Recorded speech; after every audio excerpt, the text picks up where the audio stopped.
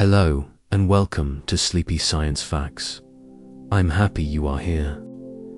If you've had a long day, need to quiet your mind, or just enjoy falling asleep while learning something new, you're in the right place.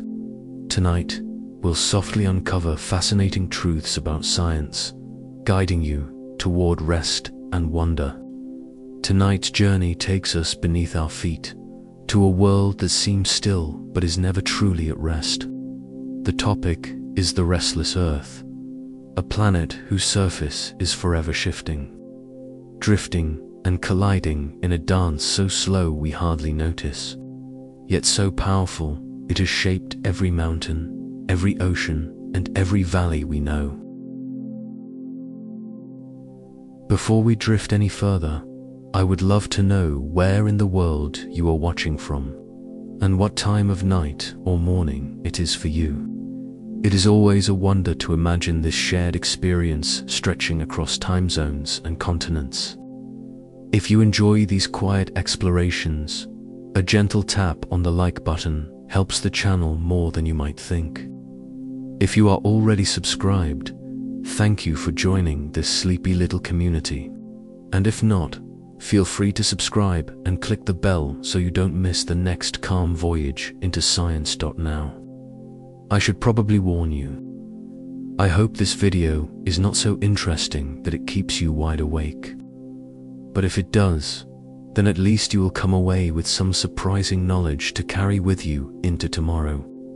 So, settle in, let the outside world soften, and let the story begin. Have you ever wondered what secret motions are happening deep beneath the ground you walk on every day? The earth may feel solid and still beneath your feet, but in truth, it is a restless traveler. Its surface is made of giant slabs, tectonic plates that drift slowly but ceaselessly, reshaping the planet as they move. These drifting pieces of Earth's crust are older than any human civilization, and yet they are as alive with motion as the waves of the sea. In this calm exploration, we will unfold the story of these plates, how they were discovered, how they move, and how they have carved the face of the world. This is a tale of fire rising from the mantle, of continents pulling apart and colliding, of oceans born and mountains raised. It is also the story of how the hidden movements beneath us shape climate, guide the path of evolution, and even influence the myths that humans tell to explain trembling ground. The beauty of plate tectonics is not only in the science, but in its patience. While our lives play out in days and years, the Earth moves in spans of millions of years, quietly sculpting landscapes we take for granted. Tonight, we will let those timescales stretch out before us, moving as slowly and steadily as the Earth itself, pausing where the science is curious and lingering where the imagination can take comfort. The restless Earth is not something to fear, but something to marvel at. It reminds us that even in silence and stillness, the world is alive with motion. As you drift further into this story, let the thought of mountains rising, seas opening, and continents wandering be a quiet companion to your own journey into rest. In the beginning, Earth was a place of fire. Imagine a young planet, still glowing with the heat of its own birth. A ball of molten rock circling a young sun in a solar system full of chaos.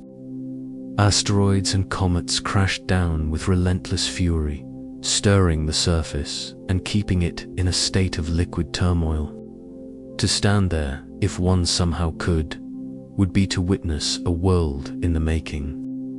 A world too hot for oceans, too violent for life, and yet full of the raw materials that would one day build mountains, forests, and even ourselves.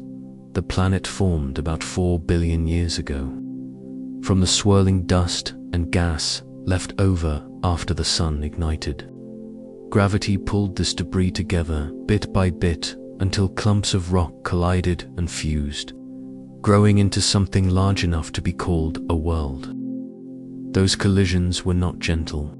Each impact released colossal amounts of heat, enough to keep the entire planet glowing red, like a furnace without end. Heavier materials such as iron and nickel sank inward toward the core, while lighter rocks floated upward, eventually becoming what we now call the crust. Slowly, as the bombardment lessened, Earth began to cool. The surface hardened in patches, though molten rivers of lava still cut across it. This early crust was fragile, constantly broken apart and remade. It was more like a cracked skin than a stable surface. Beneath it, the mantle churned with heat, and above it the thin beginnings of an atmosphere took shape. Not one you would ever want to breathe. Instead of oxygen, it was thick with carbon dioxide, methane, and ammonia. The byproducts of volcanic eruptions, the scent plumes of gas spilling into the sky. Lightning crackled through this toxic haze, striking down into pools of lava and boiling seas. And yes, there were seas. For all the fire, there was water. Some of it came from volcanic steam that condensed into rain, falling for millions of years until it collected in low basins.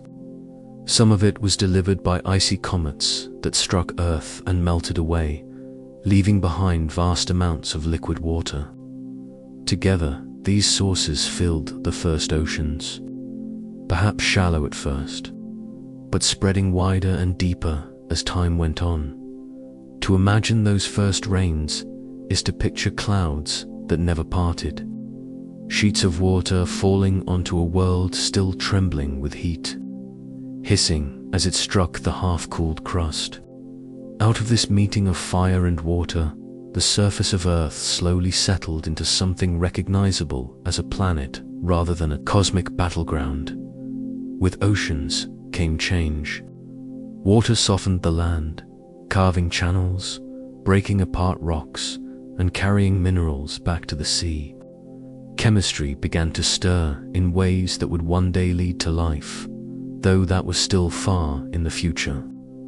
For now, Earth was an infant world, covered by volcanic islands, restless seas, and skies filled with storms.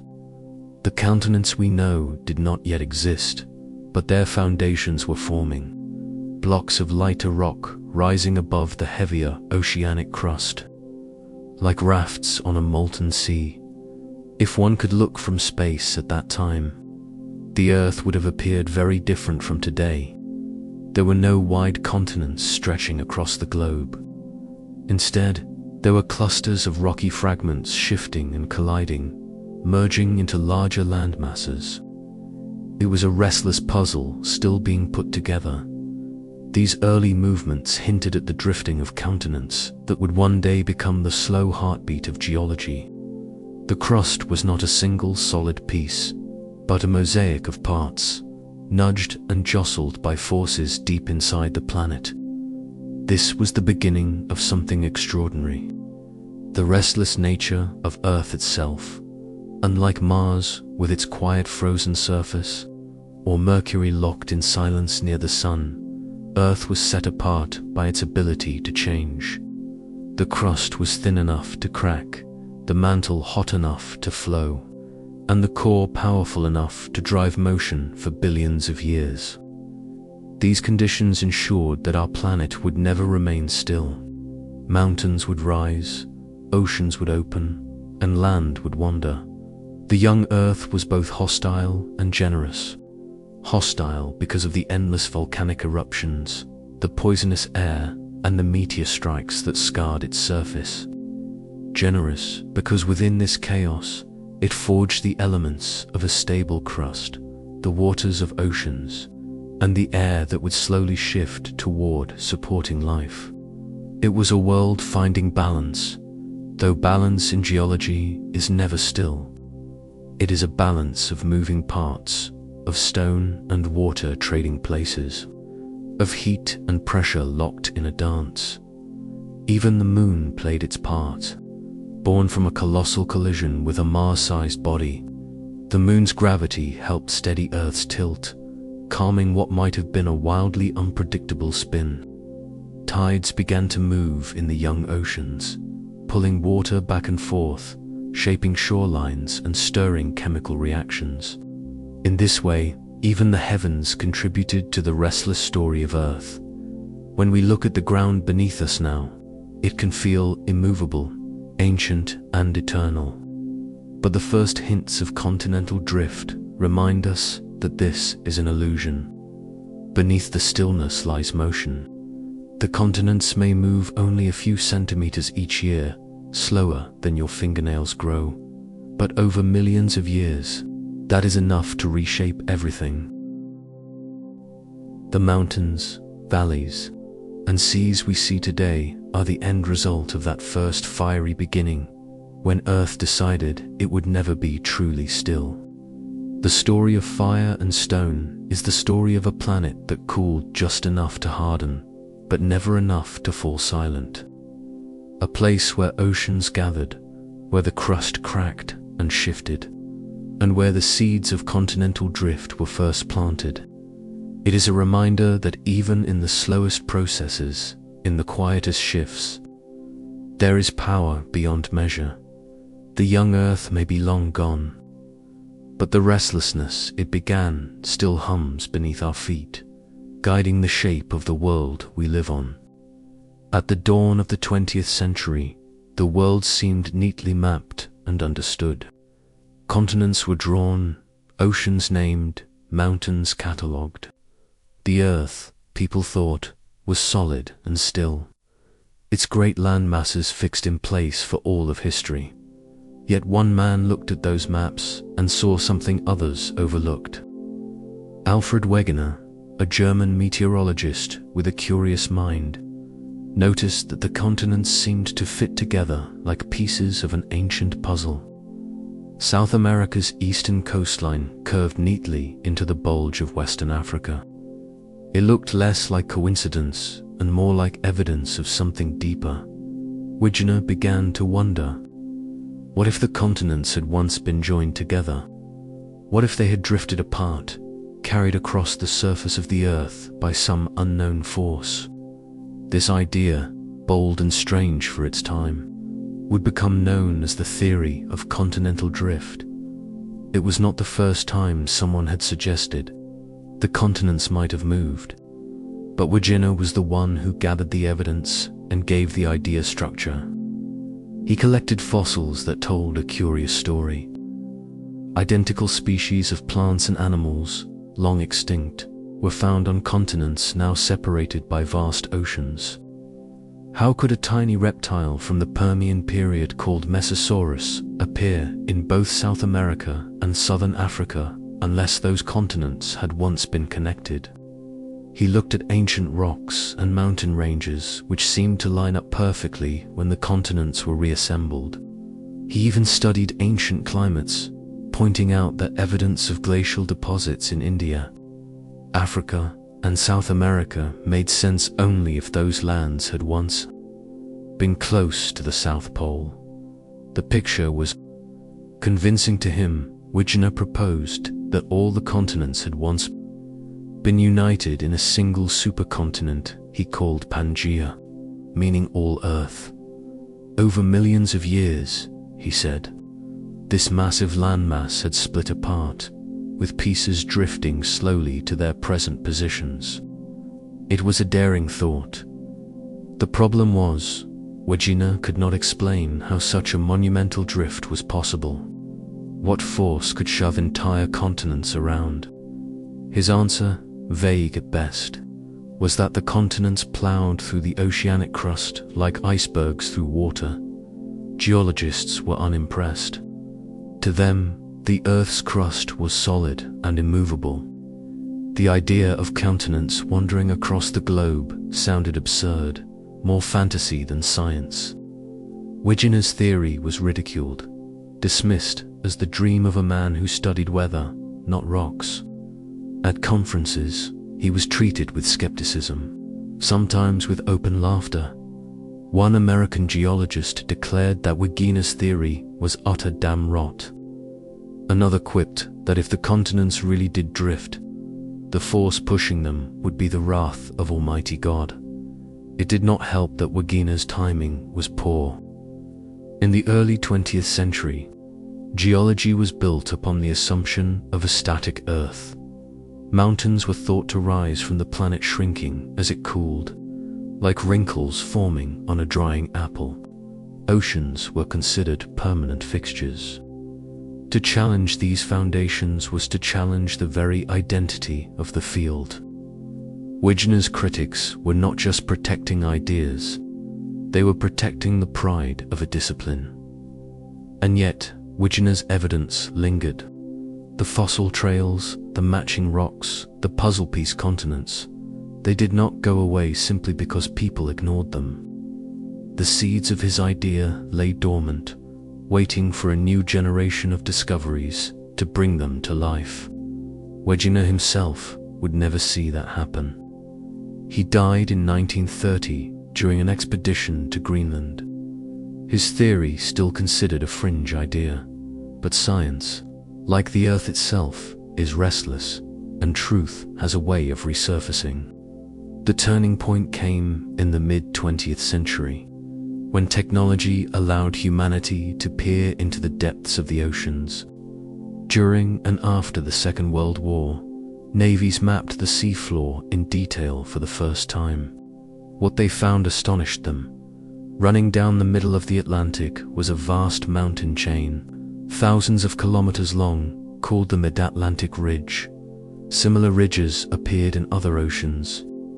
The seafloor, far from being a flat, lifeless plain, was a landscape of mountains, trenches, and valleys. Even more remarkable were the patterns in the rocks of the seafloor.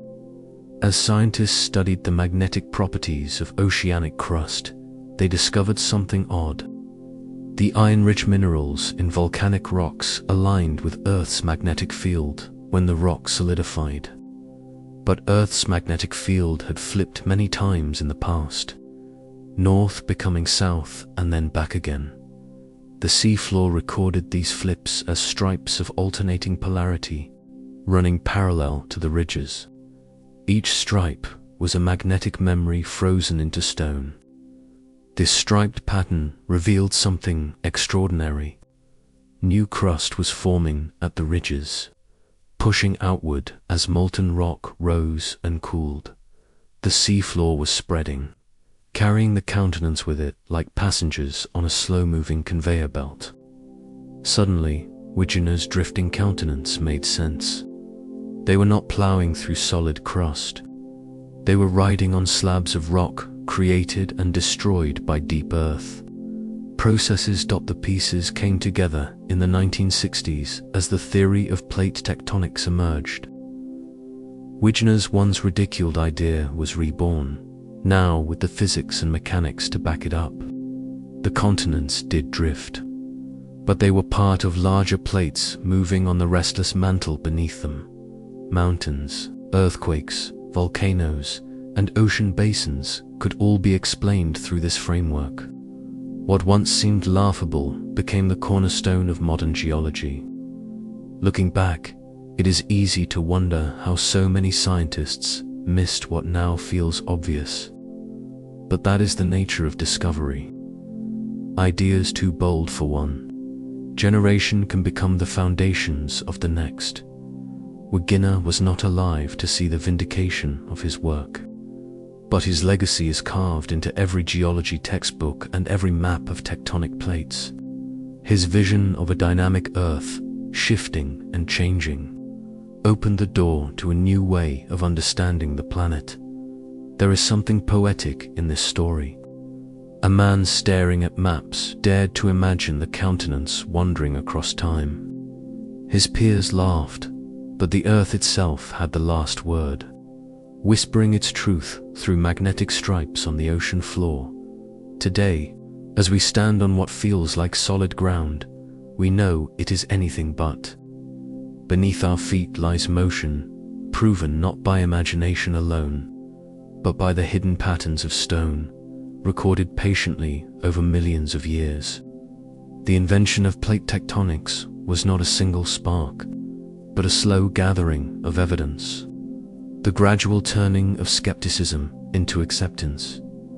It reminds us that science is never finished. What we dismiss today may be tomorrow's truth, waiting quietly beneath the surface until we are ready to listen. Just as the continents drift, so too does human understanding, carried along by curiosity and time. Beneath your feet lies a puzzle, so vast and so slow-moving that it takes the span of millions of years for a single piece to slide into place. The surface of Earth, which feels so solid and unshakable, is in truth a mosaic of plates. Imagine the planet as a cracked eggshell, though one that is constantly being reshuffled by heat from within. These fragments are the tectonic plates, and together they form the restless skin of our world. There are 7 giant plates that dominate the surface. The African plate stretches across deserts and jungles, carrying the vast continent and pushing into the Atlantic Ocean. The North American plate holds not just the continent we know, but also much of the Atlantic seafloor. Its partner to the south, the South American plate, drifts westward toward the Pacific. The Eurasian plate is immense, spanning from the Atlantic all the way across to Asia, locked in a slow-motion dance with its neighbors. Beneath the Pacific itself lies the largest plate of all. The Pacific plate, a slab of rock so vast it covers nearly 1/3 of Earth's surface. Then there is the Antarctic plate circling in icy solitude, and the Indo-Australian plate, which some geologists divide into 2, the Indian and Australian plates, each playing their part in mountain building and ocean spreading. But the story does not end with these 7. Around their edges clustered smaller plates, fragments and slivers caught in the grinding gears of geology. The Nazca plate off the west coast of South America, the Cocos plate near Central America, the Philippine Sea plate, the Caribbean plate. These and many more remind us that the planet is not neatly divided into just a handful of pieces. It is a living puzzle with dozens of parts, some large enough to carry whole continents, others just shards slipping between giants. What makes this puzzle extraordinary is not just that the pieces exist, but that they are always on the move. Each plate drifts a few centimeters every year, carried by the slow churning of the mantle below. Over human lifetimes, that motion is imperceptible, but over geological time, it adds up to the shifting of entire oceans and the birth of towering mountain ranges.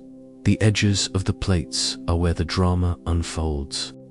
Far from being quiet, it seems, these boundaries are zones of creation, destruction, and transformation. There are 3 main kinds of edges, each with its own character. At divergent boundaries, plates move apart. Here new crust is born as molten rock wells up from below, hardening into ridges that stretch across the ocean floor. The Mid-Atlantic Ridge is the most famous example, a scar running down the middle of the Atlantic Ocean, where Europe and Africa slowly drift away from the Americas. It is hard to imagine an entire ocean widening before our eyes. Yet each year, the Atlantic grows just a little wider, its edges pulled apart by this invisible force. Then there are convergent boundaries, the great collisions of geology. At these edges, plates push against one another, and something must give. Often the denser oceanic plate sinks beneath its lighter continental partner, plunging into the mantle in a process called subduction. This recycling of crust fuels chains of volcanoes, like those that ring the Pacific in a fiery horseshoe. In other cases, when 2 continents collide, neither is willing to sink. Instead, the land crumples upward, forming mountain ranges that seem to defy time itself. The Himalayas, the tallest mountains on Earth, are the direct result of the Indian plate pressing into Asia, a collision that continues to this day. The third type of boundary is transform, where plates slide past each other. There is no creation or destruction of crust here, only grinding motion. These edges are notorious for earthquakes as stress builds along faults until it is released in sudden jolts. The San Andreas Fault in California is perhaps the most famous example, where the Pacific plate slides northward past the North American plate, carrying Los Angeles ever closer to San Francisco, though only at the pace of a fingernail's growth each year. Each boundary type has its own story to tell. Divergent zones create, convergent zones destroy, and transform zones shuffle. Yet together they form a balanced system, a restless cycle of renewal and change. Without them, the surface of Earth would be stagnant, lifeless, a silent shell like the crust of the moon. Instead, the puzzle pieces grind, stretch, and collide, giving rise to earthquakes, volcanoes, and mountains, and keeping the planet's surface young and ever-changing. It is at the boundaries that we see the pulse of the Earth most clearly. Along mid-ocean ridges, black smokers belch superheated water into the deep, feeding ecosystems that thrive without sunlight. Along subduction zones, deep-sea trenches mark the descent of crust into the abyss, while arcs of volcanoes rise above, their eruptions both destructive and creative. Along transform faults, cities tremble as the hidden stresses of geology are released in an instant. These edges remind us that the Earth beneath our feet is not a passive stage, but an active participant in the story of life. The great puzzle of tectonic plates is one of the most elegant discoveries in science. It unites seemingly separate phenomena, earthquakes, volcanoes, mountain ranges, and ocean trenches into a single interconnected framework. What once looked like unrelated mysteries are now understood as different expressions of the same underlying restlessness. To picture Earth's surface as a puzzle is to appreciate its complexity. Each piece is distinct, yet none can move without affecting its neighbors. The Pacific plate collides with South America, raising the Andes. The African plate splits apart in East Africa, birthing a new ocean in the making. The Antarctic plate spins quietly at the bottom of the world, edged by a necklace of spreading ridges. Every boundary tells a story, and together they write the history of our planet. And yet, despite how much we know, there remains something mysterious in this puzzle. The plates are vast beyond comprehension, moving with patience that defies human timescales. To us, the ground is steady, but to the Earth, it is in constant flux. The restless boundaries where the action happens are invisible most of the time, hidden beneath oceans or buried beneath mountains, yet they shape every landscape we see. It is easy to think of puzzles as something finished once all the pieces are placed. But Earth's puzzle has no final picture. It is a work in progress, endlessly rearranged. Never complete, the pieces slide and grind, split and collide, creating new shapes and erasing old ones. The puzzle beneath us is alive, and in its slow, ceaseless shifting, it reminds us that nothing on Earth is truly fixed, not even the ground we stand on. Deep beneath the crust, far below the continents and oceans, lies the true engine of Earth's restlessness. To the human eye, the mantle is hidden, invisible, a place of silence. Yet in reality, it is anything but silent. It is a slow, swirling ocean of rock, Not liquid, exactly, but soft enough under pressure and heat to flow like warm wax. This vast mantle, stretching nearly 3,000 kilometers from crust to core, is what keeps the plates above in motion. Without it, Earth would be still, a cold and lifeless shell. The mantle is heated from below by the core, where temperatures rival the surface of the sun. That heat does not stay put. It rises upward in giant currents, just as steam lifts from a boiling pot, or warm air drifts toward the ceiling. Rock in the mantle behaves the same way, though at a speed that would make glaciers look quick. Hot material slowly rises, cooler material sinks, and this convection sets the surface drifting like rafts on a sluggish tide. It is strange to think that something as solid seeming as stone could move in such a way. But under immense pressure and at extreme temperatures, rock is not rigid. It creeps, stretches, and bends. Over millions of years, it behaves more like a thick liquid than a brittle solid. Imagine honey left in a jar on a warm day, barely flowing, yet never truly still. This is the mantle, patient, powerful, and endlessly stirring. From these currents arise plumes, narrow upwellings of superheated material that punch their way through the mantle and into the crust above. When one of these plumes reaches the surface, it creates hotspots, fixed points of volcanic activity that burn through moving plates. The Hawaiian Islands are a perfect example. As the Pacific Plate drifts northwest, the hotspot stays put, creating a trail of volcanoes that form a chain across the ocean. Each island is a marker of where the plate once sat above the plume, like footprints in stone across geological time. Other plumes have reshaped entire continents. The vast lava fields of India, known as the Deccan Traps, were created by a hotspot eruption so immense it may have contributed to the extinction of the dinosaurs.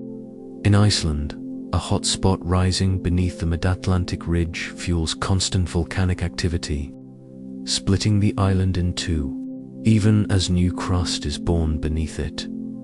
These fiery anomalies remind us that the mantle is not uniform. It is a restless sea, dotted with rising plumes and sinking slabs, each one stirring the great pot of earth. The mantle also acts as a conveyor belt for crust. At mid-ocean ridges, molten rock wells up and hardens into new seafloor. This fresh crust is pushed outward, sliding away from the ridge as more material takes its place. At subduction zones, the conveyor turns downward, pulling old crust into the depths to be melted and recycled. The plates ride this cycle endlessly, created, carried, and destroyed by the currents below. It is a system that has run for billions of years, and without it, our planet would look nothing like it does today. Why, though, does this conveyor belt move so slowly? Plates drift at just a few centimeters a year, a pace almost comically sluggish. The answer lies in the sheer scale of the forces involved. The mantle is vast, and its currents operate on timescales far beyond our perception. The heat from the core rises steadily but not quickly, and the rocks of the mantle, though soft under pressure, are still resistant. It is as though an entire planet is caught in a slow-motion tug of war, with gravity, heat, and pressure all playing their part. Yet over time, those few centimeters add up. In a single human lifetime, a plate might shift only the width of your hand. But across 1,000,000 years, it moves tens of kilometers. Across hundreds of millions, oceans open, mountains rise, and continents drift from pole to pole. What feels to us like stillness is to the earth a steady heartbeat, each pulse carrying the surface into a new arrangement.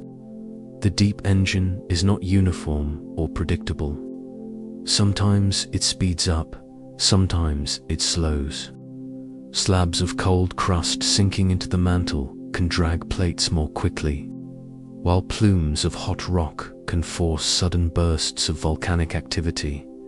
In some places, the mantle may even split into complex patterns of swirling flow, creating hotspots in unexpected locations. Though scientists have mapped much of the mantle using seismic waves, much remains mysterious. It is a hidden world, glimpsed only through vibrations and the clues left. Behind on the surface, there is something almost poetic about the way this engine works. Heat from Earth's fiery heart rises, cools, and sinks, creating a cycle that has no end. From this endless stirring comes the movement of continents, the birth of oceans, and the rise of mountains. The mantle is like the unseen breath of the planet, exhaled slowly through volcanoes, inhaled again as crust sinks back into the deep. For all its power, the deep engine is also fragile in its balance. Too much heat and the crust would be torn apart too quickly.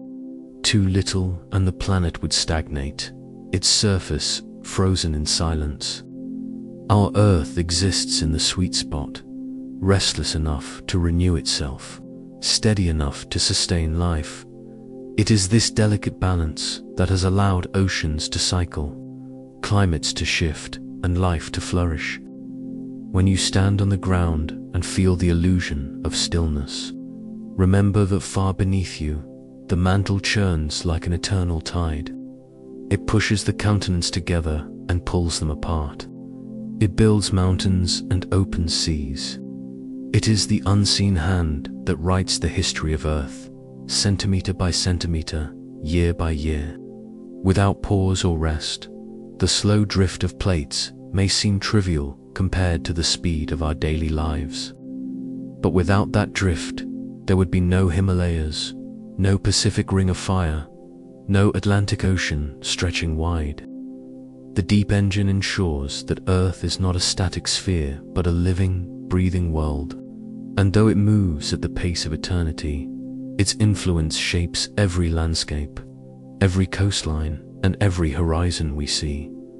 The restless Earth begins in silence deep below, in the dark currents of the mantle. It is there that the story of drifting continents and shifting seas takes root. It is there that the patient heat of the core fuels the grand slow dance of the plates. And it is there, hidden from sight, that the engine hums on, reminding us that stillness is never truly still. There are places on Earth where the planet is quietly tearing itself apart. They are not marked with flashing signs or warnings, and most lie hidden beneath the oceans. Yet they are among the most important features of our restless world. These are the divergent boundaries, places where tectonic plates drift away from one another, pulling the crust apart and leaving space for new Earth to be born. It may sound dramatic, but it happens with such calm regularity that our entire planet has been reshaped by it, centimeter by centimeter, ridge by ridge, over hundreds of millions of years. The most famous example lies in the heart of the Atlantic Ocean, stretching like a vast scar from the icy north all the way down to the southern tip of the planet.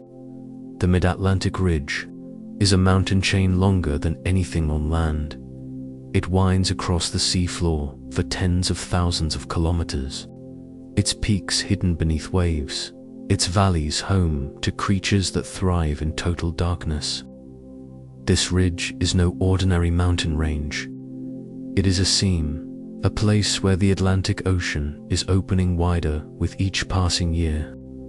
Europe and Africa drift eastward, while the Americas slide away to the west, carried on plates that creep apart at the speed of a fingernail's growth. What makes this ridge remarkable is the process at its heart. Beneath it, molten rock from the mantle rises to fill the gap left by the separating plates. When this molten material cools, it hardens into new crust. In this way, the seafloor is constantly renewed, pushed outward from the ridge like pages on a conveyor belt. The crust near the ridge is young and fresh, while that at the edges of the ocean is ancient, having drifted for hundreds of millions of years before finally meeting its end in a subduction zone. This birth of new crust is not just a geological curiosity. It is the engine that drives the widening of oceans. Without it, there would be no Atlantic as we know it. The land masses of the world would still be locked together in ancient configurations, with no open sea between them. The mid-Atlantic ridge is proof that Earth is never finished, that it is always remaking itself in stone and water, and the ridge is not alone. Similar divergent boundaries crisscross the seafloor in every ocean. The East Pacific Rise, the Indian Ocean Ridge, and countless smaller rifts, all marked places where Earth splits open to create anew. Together, they form a global network of seams, a hidden pattern beneath the waves. The total length of these ridges is greater than all the rivers on Earth combined, yet most of them are unseen, their presence revealed only by sonar maps and seismic activity. Life too has found a way to thrive in these places of rupture. Along the ridges, hydrothermal vents spew superheated water rich in minerals, creating alien ecosystems that survive without sunlight. Giant tube worms, blind shrimp, and strange bacteria gather around these black smokers, drawing energy not from the sun, but from the chemical reactions of the deep. In a way, the tearing of the crust has given birth not only to new seafloor, but also to entire communities of life, sustained by the hidden furnace of the mantle. While most divergent boundaries are concealed beneath oceans, one remarkable rift can be seen on land. In eastern Africa, a great crack is splitting the continent apart. The East African Rift stretches thousands of kilometers from the Red Sea down through Ethiopia, Kenya, Tanzania, and beyond. Here, the African plate is slowly being torn into two, with the smaller Somali plate drifting eastward. Lakes fill the low spots, volcanoes rise along the edges, and the land itself is pulled apart by forces so slow and steady that they can scarcely be felt from one human lifetime to the next. Yet the results are unmistakable. Lake Tanganyika, one of the deepest lakes in the world, lies in a rift valley created by this slow tearing. The Great Rift Valley of Kenya is another visible scar, marked by steep cliffs and fertile plains. Over millions of years, this rift will widen until seawater rushes in and a new ocean is born. One day, the Horn of Africa may be an island, separated from the mainland by a stretch of sea, where now there are only fields, villages, and wild savannas. To imagine such a transformation is to glimpse the patience of the planet.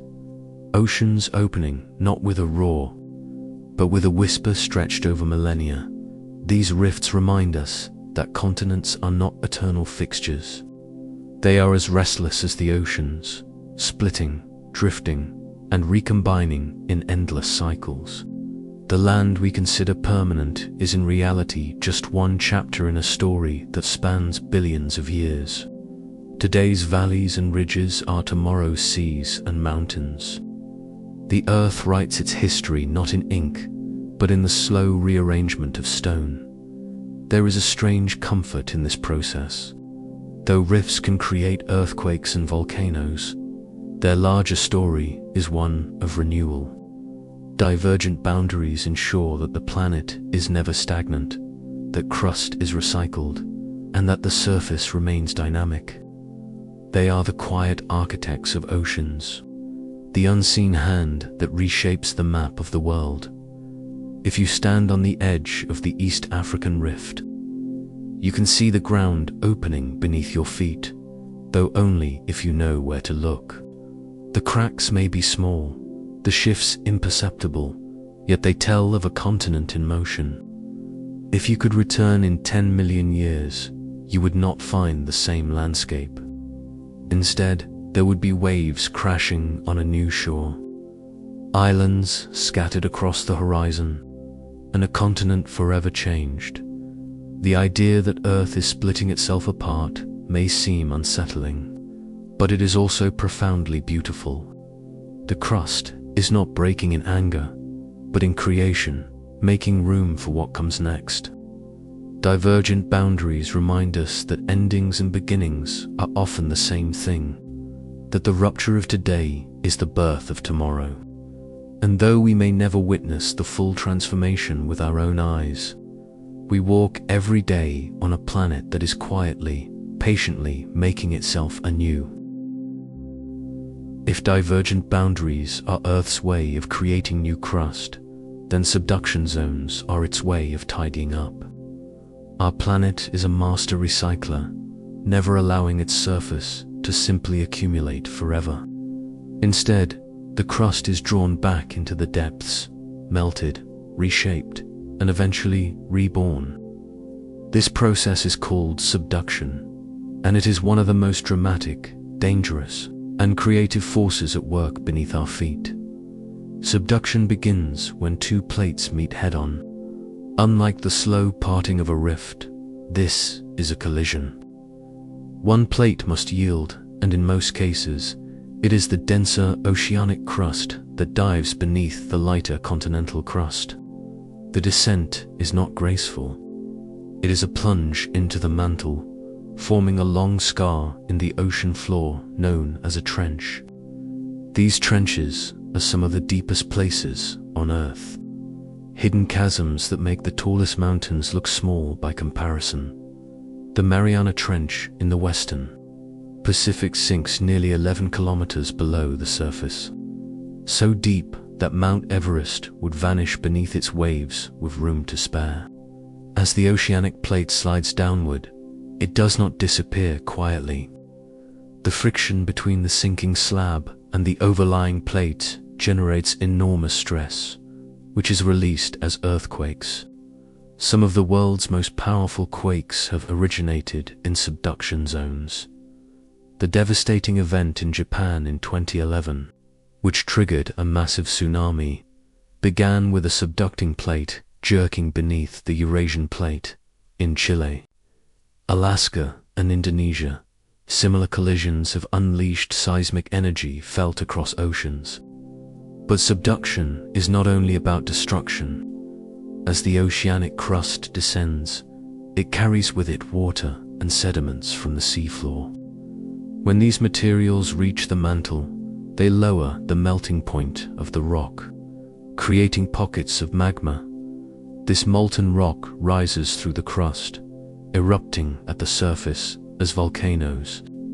The result is a volcanic arc, a chain of fiery mountains that parallels the trench below. The Andes in South America, the Cascades in North America, and the volcanoes of Japan and Indonesia are all born of this process. Together, trenches and volcanic arcs are the signature of subduction. One marks the place where crust sinks, the other where it resurfaces in fire in between. Earthquakes ripple as the plates grind and strain. It is a cycle of removal and renewal, destruction and creation, a geological breathing that has shaped coastlines and mountain ranges for hundreds of millions of years. From a distance, this recycling might seem ruthless. Oceanic plates are born at mid-ocean ridges, live their lives drifting across the seafloor, and eventually meet their fate in a trench. They are pulled downward, transformed by heat and pressure, and melted into the mantle. But it is this very process that prevents Earth from becoming a static, lifeless sphere. By recycling old crust, subduction allows the surface to stay dynamic. Without it, oceans would simply grow larger and larger, continents would pile up without end, and the surface would lose the balance that makes it so alive. The story of subduction can also be traced in the rocks. Ancient volcanic arcs leave behind granite mountain ranges once the volcanoes themselves have eroded away. Traces of long-vanished oceanic plates can be found as thin slices of basalt embedded in mountains. These relics are geological fossils, evidence of oceans that closed and disappeared long before humans appeared. The Himalayas, though born of continental collision rather than classic subduction, contain remnants of an ancient ocean floor now lifted high into the sky. The Alps, too, are stitched with fragments of ocean crust, carried upward as plates collided and recycled. Even the chemistry of our atmosphere owes something to subduction. Volcanoes fueled by descending plates release gases into the air, including carbon dioxide and water vapor. Over time, this exchange between mantle and sky has played a role in regulating climate, influencing ice ages and warm periods. In this way, subduction is not just a local event, but a planetary one, linking the deep Earth to the surface and even to the air we breathe. Yet, despite all we know, subduction still holds mysteries. Scientists debate exactly how it begins. Does a plate simply get too heavy and sink of its own accord? Or must an outside force shove it into the mantle first? And why do some regions host long-lived subduction zones while others remain quiet for eons? These questions remind us that the Earth, for all our study, keeps its secrets close. There is also something humbling about the timescales involved. A plate may take hundreds of millions of years to complete its journey from ridge to trench. The ocean floor beneath your feet today may one day vanish entirely, swallowed by the mantle and reborn somewhere else. In the grand scheme of geology, nothing is permanent. Land and sea trade places, mountains rise and crumble, and crust recycles endlessly in a cycle older than life itself. To stand near a subduction zone, if one could, would be to feel the tension of opposites. Beneath the ocean, a slab of crust slides silently downward, while above it, a line of volcanoes marks its fiery transformation. The ground shudders with earthquakes. The coastline warps and shifts, and new mountains slowly rise. It is a place where the hidden forces of the planet are laid bare, not in sight, but in sound and movement, in the rumble of the Earth's voice. Subduction is Earth's way of keeping balance, of ensuring that creation and destruction remain in harmony. For every kilometer of new crust born at a mid-ocean ridge, another is consumed in a trench. The planet does not grow larger, nor does it shrink. It simply recycles endlessly. The skin of Earth is renewed in fire and folded back into the depths as though the planet itself were breathing in and out, slowly, patiently, across the ages. When we look at a map and see the arcs of volcanoes tracing the Pacific Rim or the deep trenches cutting along the ocean floor, we are seeing only the surface of this process. Beneath lies a world of motion and heat, a cycle that has been at work since the earliest days of the planet. It is a reminder that nothing, not even the ground itself, is permanent. The continents we walk upon are temporary travelers, carried on plates that will one day vanish, replaced by new land in new arrangements. The restless Earth is not careless in its recycling. It is purposeful. Old crust is taken in, broken down, and given back in new form. Mountains rise from ashes, islands emerge from the sea, and the surface is forever remade. Subduction is not an ending, but a transformation, a reminder that even the deepest destruction is also a beginning. The Earth recycles itself endlessly, and in that cycle lies both its mystery and its enduring beauty. When two continents collide, the result is not gentle. It is not the quiet slipping of plates beneath oceans, or the slow stretching of a rift. It is the meeting of equals, each refusing to yield, each too buoyant to sink into the mantle. And when continents lock horns, the Earth responds by crumpling and folding, thrusting the crust upward into vast chains of mountains. This process is known as orogene, mountain building, and it is one of the most awe-inspiring consequences of plate tectonics. The most famous example towers over Asia, the Himalayas. These immense peaks are the direct product of a colossal collision that began about 50 million years ago, when the Indian plate slammed into the Eurasian plate. Before that encounter, India had been a separate island continent. Drifting northward across the Tethys Ocean, it moved quickly by geological standards, racing north at nearly 15 centimeters a year. Eventually, the gap closed, the ocean disappeared, and the two continents met with unstoppable force. With neither plate able to subduct, the crust had only one option. It had to go up. The result was the birth of the Himalayas, a mountain range so vast it reshaped not only the land but also the climate of the entire planet. Even today, the collision continues. The Indian plate is still pushing into Asia, and the Himalayas still rise, growing a few millimeters taller each year. For climbers, this means the world's highest peaks, like Everest and K2, are not frozen monuments, but works in progress, slowly climbing toward the sky. For geologists, it is a reminder that mountains are not just remnants of ancient upheaval. They are active, living landscapes, caught in the grip of forces far greater than themselves. But orogene is not limited to Asia. Across the globe, mountain chains tell the stories of past collisions. The Alps formed when the African plate nudged into Europe, folding up rocks and leaving behind a landscape of jagged peaks and valleys. The Appalachians, older and more worn, are the eroded remains of a collision that once rivaled the Himalayas.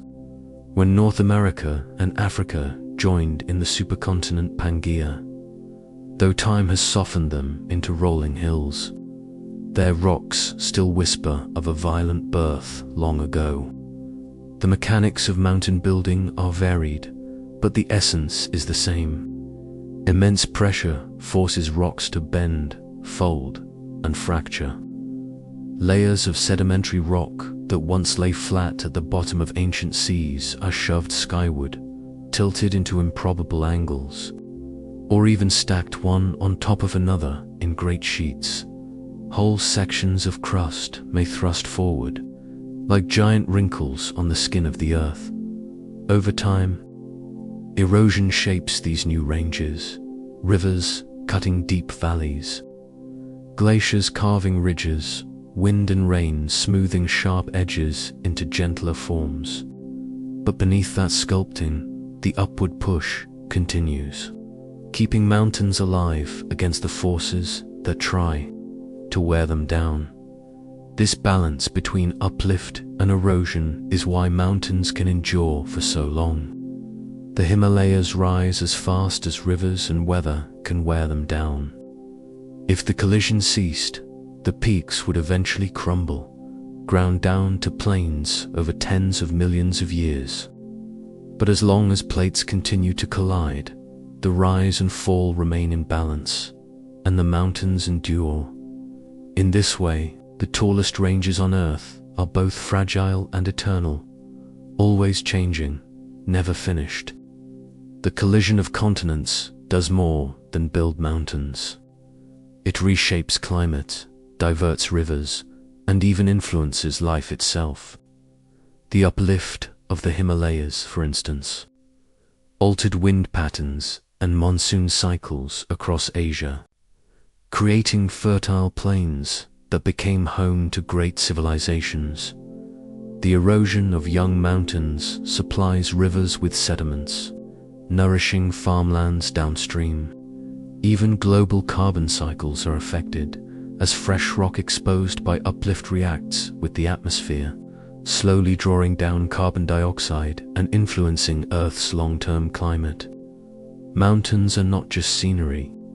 They are engines of planetary change. The collision of India and Asia is particularly powerful because of its scale.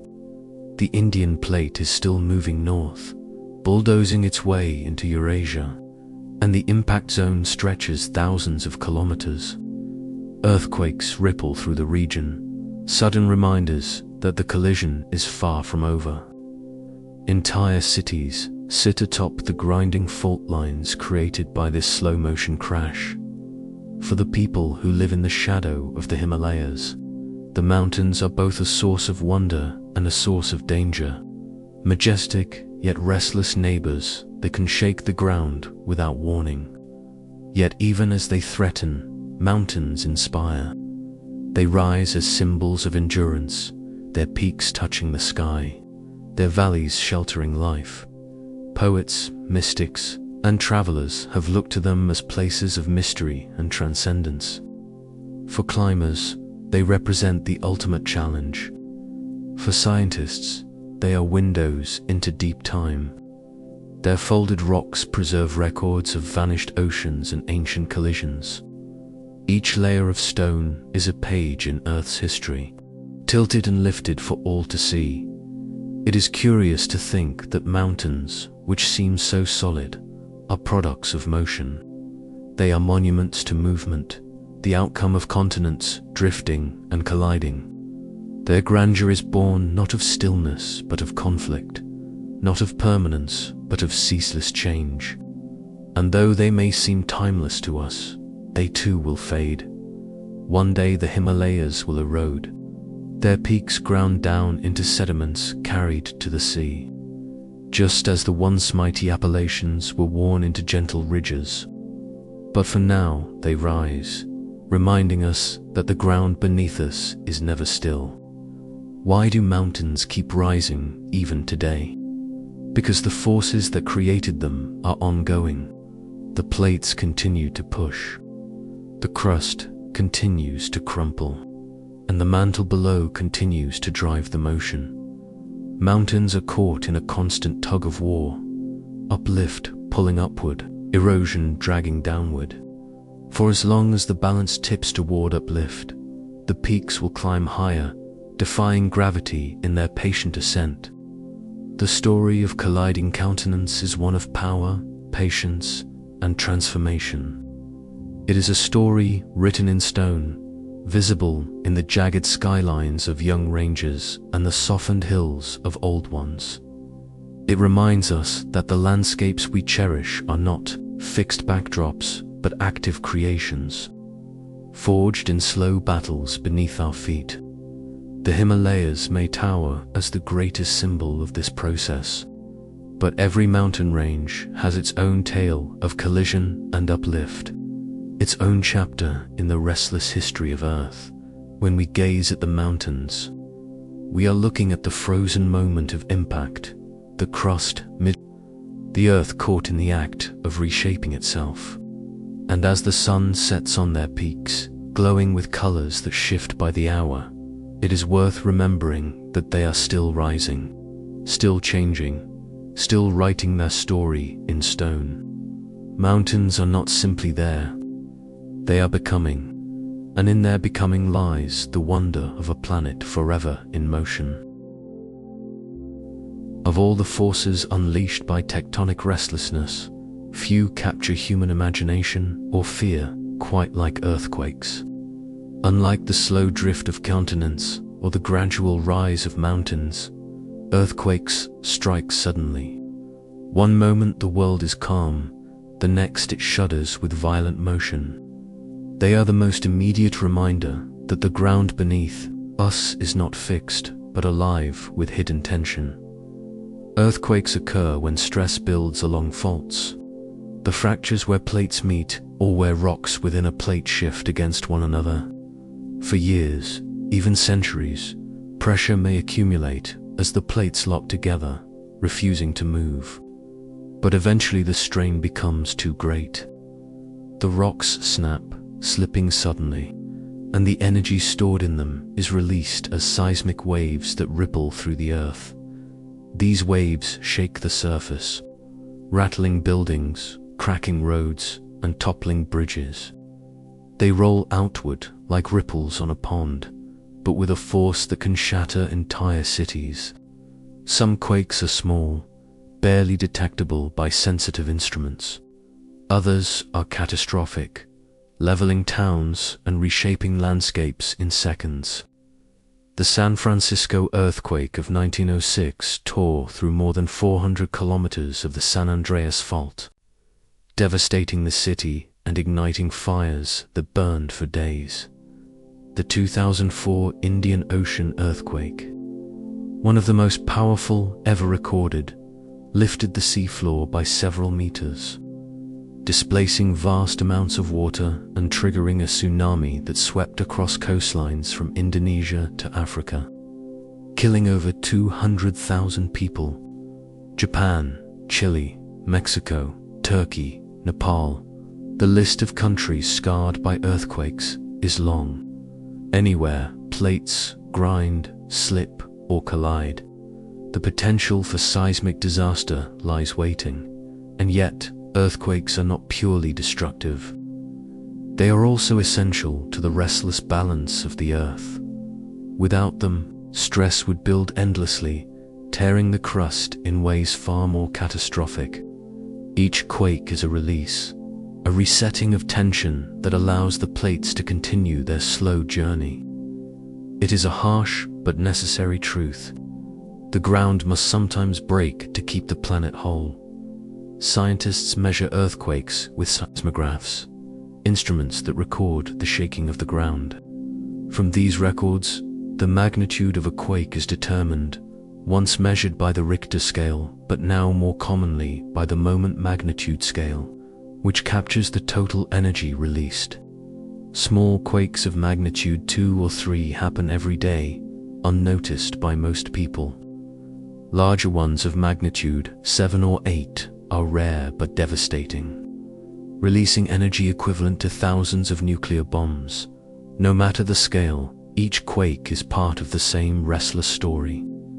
Seismic waves also serve as a window into Earth's interior. As they travel through the planet, they bend, slow, or speed up depending on the material they pass through. From these patterns, scientists can map the hidden layers of the Earth, the crust, the mantle, and even the liquid outer core. In this way, earthquakes are not only reminders of danger, but also sources of knowledge, helping us see into the depths we cannot touch. Volcanoes, too, are children of tectonic motion. They rise where magma finds its way to the surface, whether along subduction zones, rifts, or hotspots. To stand before a volcano is to witness the earth breathing fire, exhaling heat from its hidden heart. Some volcanoes are gentle, spilling lava that creeps across the land like glowing rivers. Others are violent, erupting with explosive force that can darken skies and alter climates. Mount Vesuvius buried Pompeii in ash nearly 2,000 years ago, preserving the city in tragic detail. Krakatoa erupted in 1883 with a blast so loud it was heard thousands of kilometers away, triggering tsunamis and sending shockwaves around the globe. Mount St. Helens in 1980 blasted away, its summit in a cloud of ash and fury. Yet volcanoes are not only destructive, they build as well as destroy.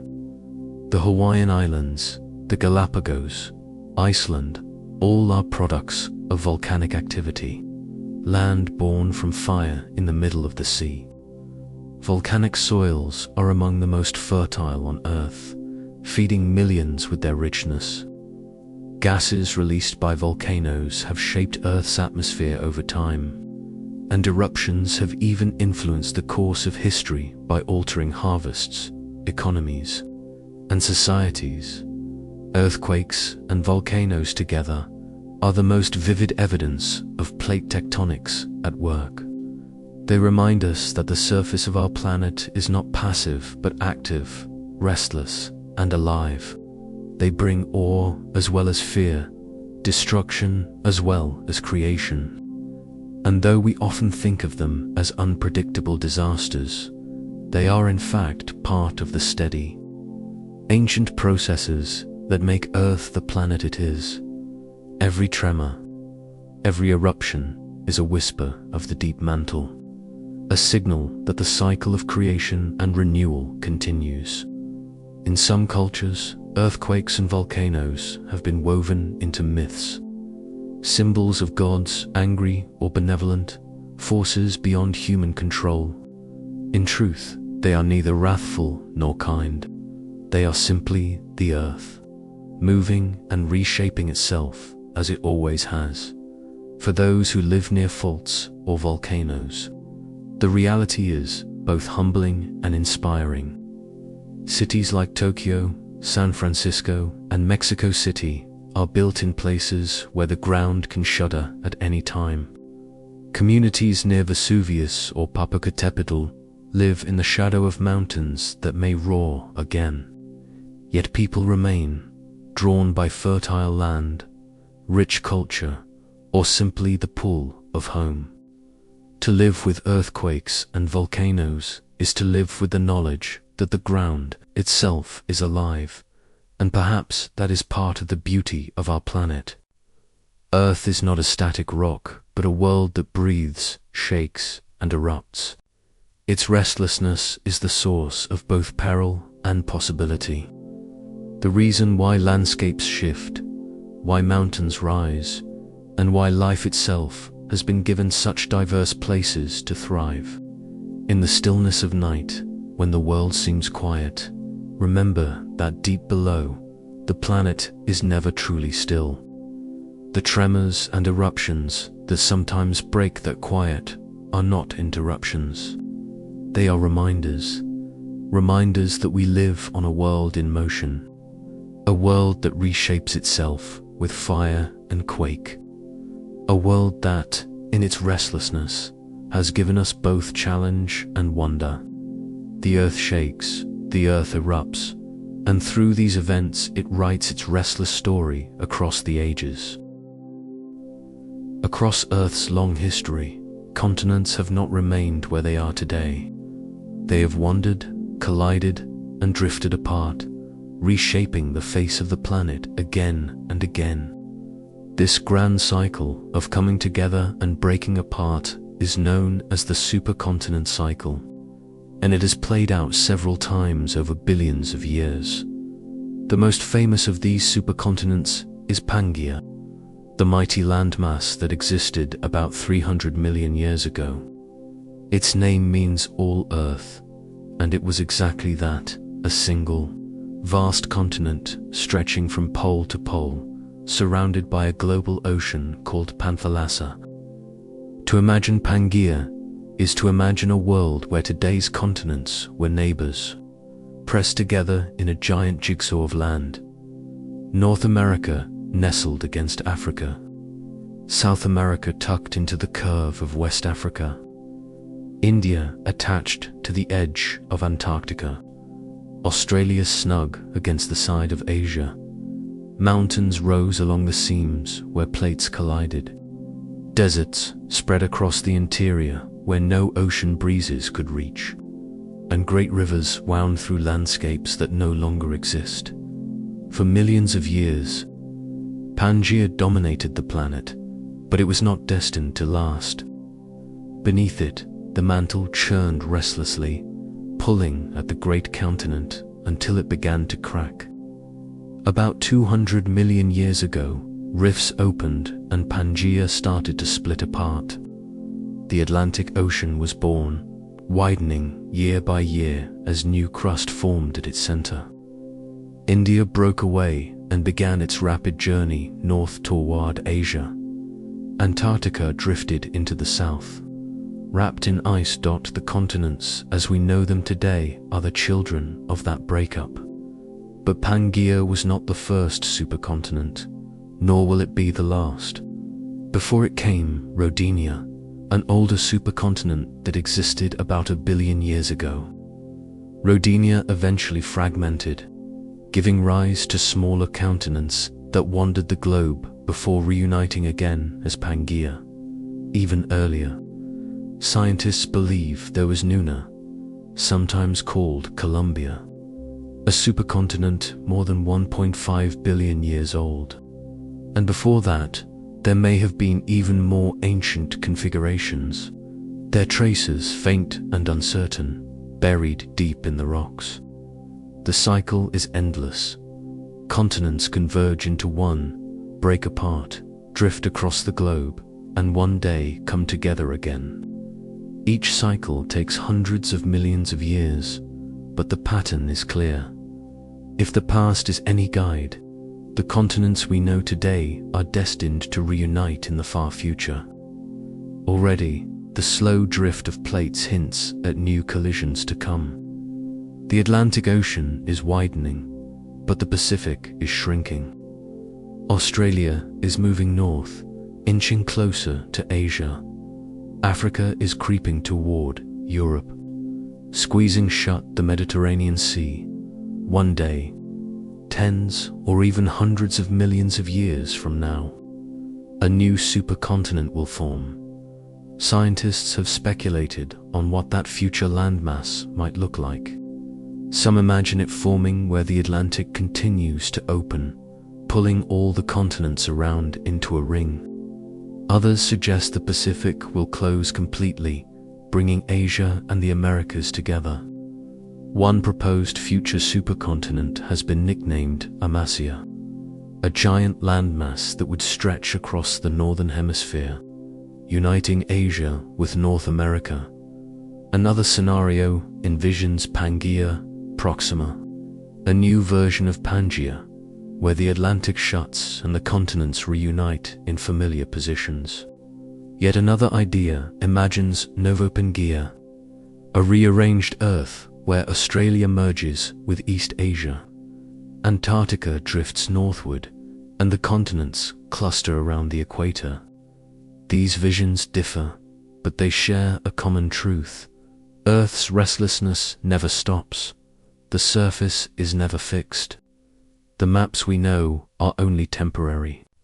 The continents may seem eternal, but they are travelers, wandering slowly across the globe, destined to meet and part in endless cycles. The supercontinent cycle has left deep marks on life, as well as on the land. When continents come together, oceans shrink, coastlines vanish, and climates change dramatically. The interior of a supercontinent can be dry and hostile, cut off from the moderating effects of the sea. Species are forced to adapt or vanish.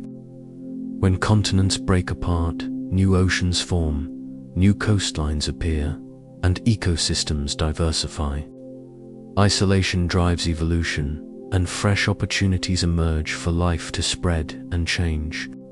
The breakup of Pangaea, for example, opened pathways for dinosaurs to dominate the world, and later for mammals to evolve into diverse forms across separate continents.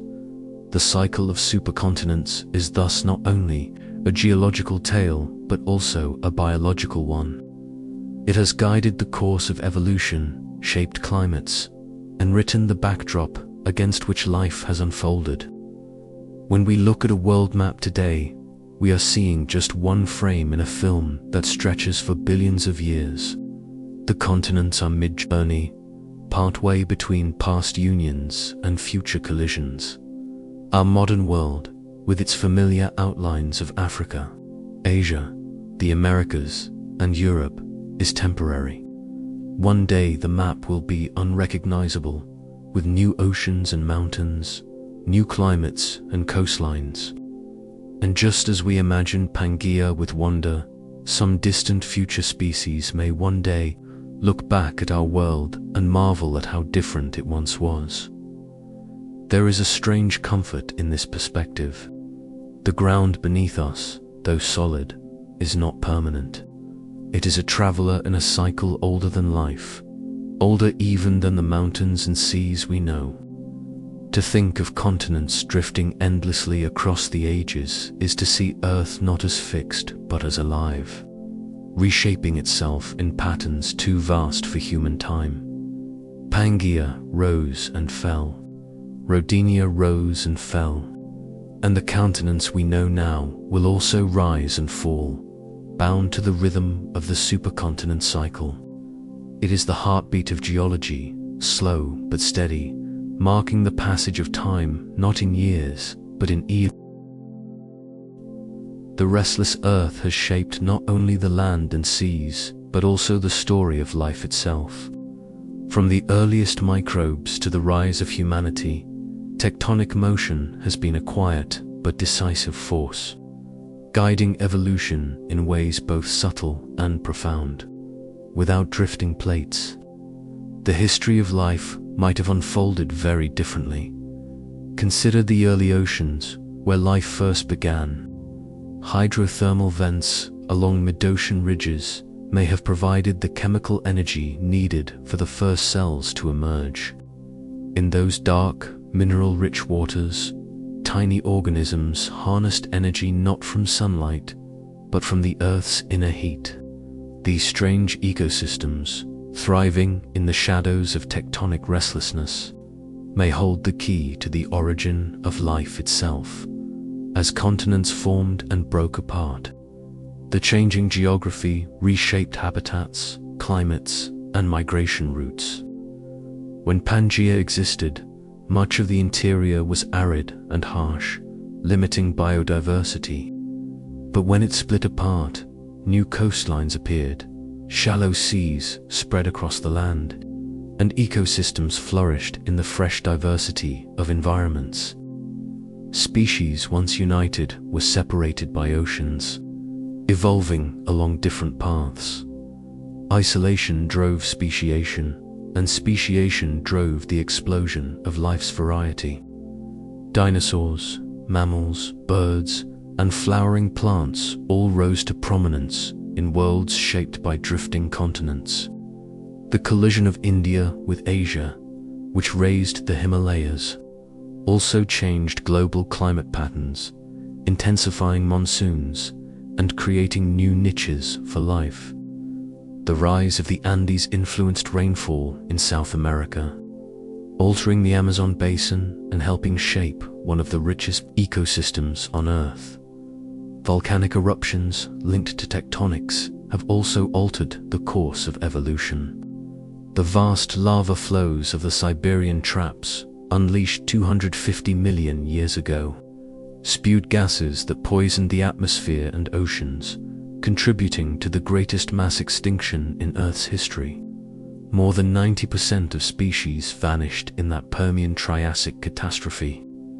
Later, the eruptions of the Deccan Traps in India may have weakened ecosystems just before an asteroid struck, together ending the reign of the dinosaurs. These cataclysms, though devastating, cleared the stage for new forms of life. Mammals, once small and overshadowed, found opportunity in the absence of dinosaurs, eventually giving rise to the diversity of species we see today, including ourselves. Tectonics has also influenced the spread of humans. The formation of land bridges, such as the one that once connected Siberia to Alaska, allowed our ancestors to migrate across continents. The uplift of mountains and the creation of fertile valleys shaped where civilizations could thrive. The Nile, the Indus, the Yangtze, the Andes, each river and region owes part of its character to tectonic motion that guided the flow of water and the richness of soil. Even earthquakes and volcanoes have left their mark on human culture. Ancient myths often reflect the power of the ground beneath, portraying earthquakes as the footsteps of gods or volcanoes as the anger of spirits. These stories, born of fear and wonder, are echoes of humanity's long awareness that the earth is never truly still. To live on this planet is to live with its restlessness. Yet it is that very restlessness that made life possible and gave it room to flourish. Without tectonics, there might be no mountains to influence rainfall, no volcanoes to refresh the atmosphere, no continents to split and rejoin. Driving evolution forward, we owe our existence to the slow dance of plates and the deep breathing of the mantle. Life is not separate from geology, but entwined with it, written into the same story of creation and change. Even now, the restless earth continues to shape our future. Rising mountains alter weather patterns, volcanic eruptions affect global temperatures, and earthquakes remind us of our vulnerability. The continents are still moving, the oceans still opening and closing, the deep engine still turning. The stage on which life plays its story is never the same from one act to the next. For humanity, this brings both challenge and opportunity. We build cities near faults and volcanoes, accepting risk for the richness of the land. We study seismic waves and volcanic gases, seeking to predict the unpredictable. And in doing so, we acknowledge that our fate is tied to the forces beneath. It is humbling to realize that the ground we walk on, the mountains we climb, and the valleys we farm are all temporary expressions of deep emotion. They are chapters in a book still being written, shaped by processes that will continue long after we are gone. The restless earth has guided the history of life for billions of years. It has tested species with extinctions and rewarded them with opportunities. It has sculpted the landscapes that cradle ecosystems and civilizations alike, and it will continue to do so, carrying the story of life into the future. To see ourselves in this context is to understand that we are part of a vast ongoing process, not the final chapter, but one more thread in the tapestry of time. The continents will keep drifting, the mountains will keep rising, the oceans will keep opening and closing, and life, in all its resilience, will adapt to the ever-changing stage set by the Earth's restless heart. Asterisk, the restless Earth is not only a scientific truth, but also a human experience. For as long as people have lived, they have felt the ground tremble, seen mountains rise, and watched volcanoes erupt. Long before plate tectonics was understood, our ancestors wove these phenomena into their stories, myths, and beliefs. To them, the Earth's motions were not mechanical but spiritual, the actions of gods, spirits, or ancestors shaping the world around them. In Japan, earthquakes were once believed to be caused by a giant catfish named Namazu thrashing beneath the land. In Polynesia, volcanoes were seen as the work of deities like Pele, the goddess of fire, who created new land with her eruptions. Among the Greeks, Poseidon was called the Earthshaker, a god whose anger could send tremors through the ground. Across the Americas, stories told of mountains that were once alive, of spirits sleeping beneath the earth, of fire that marked divine presence. These myths were not ignorance, but attempts to explain a world that seemed unpredictable and immense. They gave meaning to events that could otherwise seem terrifying. Even today, in places where earthquakes or volcanoes are part of life, culture and tradition carry echoes of these ancient understandings. Science has replaced myth with measurement and theory, yet the awe remains. Standing before a volcano, watching molten rock flow as though the earth itself were bleeding light, it is hard not to feel something sacred. Hearing the rumble of an earthquake or seeing a mountain peak piercing the clouds, one can still sense why early people imagined gods at work. The restless earth speaks not only to our intellect, but also to our imagination. It shapes not only the land, but also the way we think about our place in the universe. There is humility in recognizing that the ground beneath us can shake without warning, that mountains can rise higher than we can climb, that oceans can open wider than we can cross. These truths remind us that we are small in comparison to the planet we inhabit, that our time is brief against the vastness of geological ages. Yet there is also wonder. To know that continents wander like travelers, that mountains are still rising, that oceans are still opening, is to see the earth as alive. Not a static stage for human life, but a dynamic partner in the story of existence. This perspective deepens both science and spirit.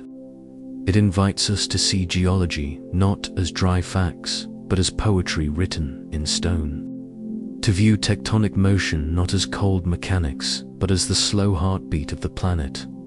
Every earthquake, every eruption, every mountain and ocean is part of this living rhythm.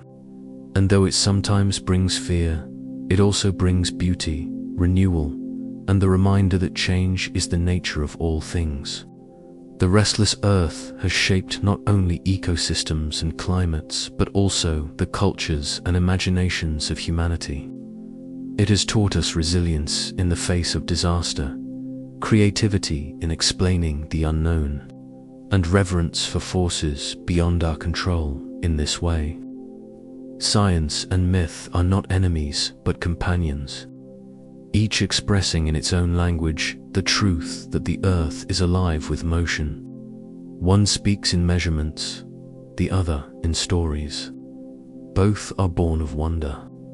When we see a volcano glowing against the night sky, or feel the ground tremble underfoot, we are connected not only to the deep processes of geology, but also to the countless generations who stood before us, looking with the same mix of fear and awe.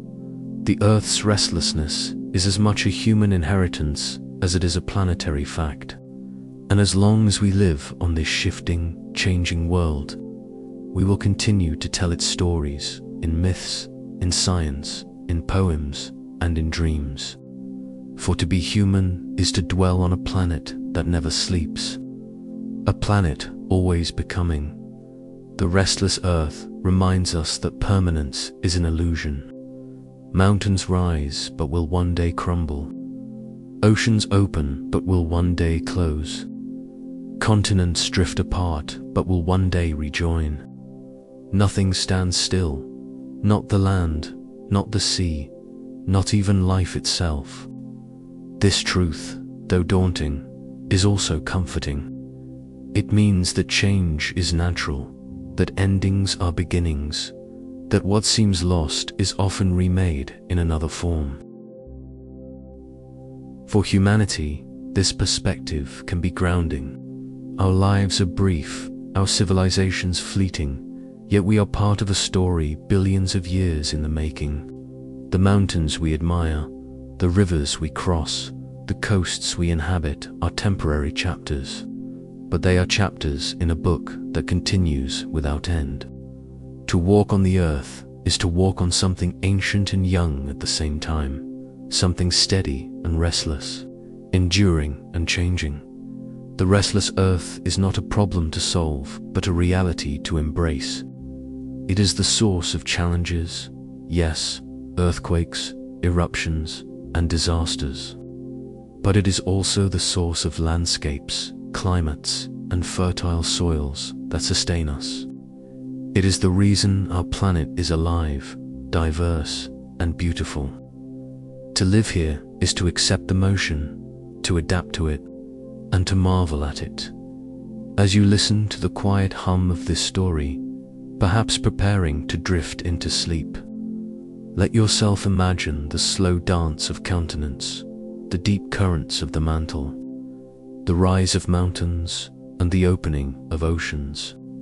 Let the scale of it soothe you, the thought that even as you rest, the earth continues its patient work, moving in rhythms too vast for worry. For the restless earth does not ask for fear, It asks only for recognition, for the quiet respect due to something both fragile and powerful, both eternal and ever-changing. In its restlessness, we find not only science but wisdom, not only motion but meaning. When we step back and look at the whole story, from the fiery birth of the earth to the drifting of continents, from the rise of mountains to the tremble of quakes, we see a planet that is never still. The restless earth is more than a scientific curiosity. It is the foundation of the world we know. Without tectonic motion, there would be no mountains to guide rivers, no fertile soils enriched by volcanic ash, no oceans cycling nutrients, no climates shaped by rising ranges. Without the recycling of crust, carbon would not move between Earth and atmosphere, and life might never have flourished. The planet's restlessness is the reason it is alive. It is the reason we are here to wonder about it. Other worlds in our solar system tell us what Earth might look like without such restlessness. Mars, once volcanically active, now sits silent, its mountains frozen in time, its surface unchanged for eons. Venus, though shrouded in clouds, bears scars of catastrophic resurfacing events rather than steady renewal. The Moon, with its pockmarked face, has not changed much in billions of years. In their silence lies a stark contrast. Planets without tectonics are planets without the same balance of renewal. Earth is different. Its plates drift like rafts, colliding, breaking, creating, and consuming. Its mantle breathes heat upward, recycling stone into fire and back again. Its surface is sculpted, not once, but endlessly. And in that endless motion lies the chance for life, for diversity, for change. To see Earth as restless is to see it as alive. The science of plate tectonics has given us more than explanations. It has given us a new way to view our place on this planet. Once we thought the continents were fixed, the oceans eternal. Now we know they are travelers, temporary arrangements on a surface that shifts beneath them. This knowledge humbles us, reminding us that what we call permanent is fleeting in the scale of deep time. Yet it also enriches us. It allows us to read the language of rocks and landscapes, to trace the story of past oceans, vanished mountains, and future collisions. It connects earthquakes and volcanoes, ridges and trenches, into one grand framework. It turns what once seemed chaotic into a coherent tale of motion and renewal. The restless Earth has been at work for billions of years, and it will continue long after us. Our mountains, our valleys, our coasts, are moments in a story still unfolding. Our civilizations are brief chapters in the book of geology. Yet, in our briefness, we have been given the gift of understanding, the chance to glimpse the vast processes that shape our home. That perspective is as beautiful as it is humbling. So, as we come to the end of this journey, let us return to the quiet thought we began with. The earth beneath your feet is not still. It is drifting, colliding, rising, and sinking. It is restless, but not in haste. Its motions are slower than our lives, slower than our civilizations, slower even than the rise and fall of species. But they are steady, patient, and unstoppable. In that patience lies a lesson. We are part of a world that teaches us the power of slow change, of balance between creation and destruction, of renewal born from motion. Mountains rise only to be worn down. Oceans open only to close again. Continents wander only to reunite. Nothing is lost, only transformed as you drift now toward rest. Let that thought settle with you. The ground you lie upon is not still, but its restlessness is gentle on the scale of human time. You are safe in its slowness, rocked not by sudden fury but by the deep, steady rhythms of a planet alive. The restless earth will keep moving, keep breathing, keep shaping itself for billions of years to come. And as it does, it carries us with it, travelers on a journey we can scarcely comprehend, passengers on a world forever becoming. The restless earth is not something to fear. It is something to marvel at, to respect, and to hold in quiet wonder. For in its endless motion lies the beauty of our home, the stage of our lives, the story of all that was and all that will be. Good night. May the steady heartbeat of the planet beneath you bring calm to your own. May the mountains, the seas, and the drifting continents remind you that change is the essence of existence. And may the restless earth, in all its patience, be a gentle companion as you drift into sleep.